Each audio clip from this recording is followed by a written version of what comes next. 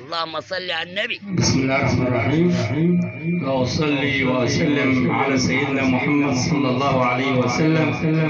يا خير من دفنت بالقاع عظيمه فطاب من طيبهن القاع والأكم، نفس الفداء لروض أنت ساكنه فيه العفاف وفيه الطهر والكرم.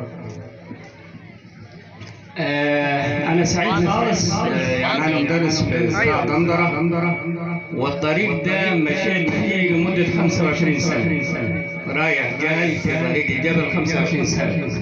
فلما يجيني مشوار بعد المدرسة ما أكون زعلان، بس النهارده جاي، وقبل كده جيت برضه في ليلة تبع الشيخ صلاح، وأقسم بالله كان تابعني سعادة كبيرة خالص. أنا مش عارف ليه، يعني أنا جاي سعيد فرحان. لنا دقيقة واحدة.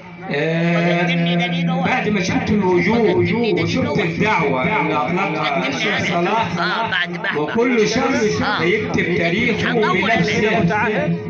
كل واحد اللي قاعدين معانا، كل ولي أمر، كل أمة بتكتب تاريخها بنفسها، معاها ومع زوجها ومع أبنائها.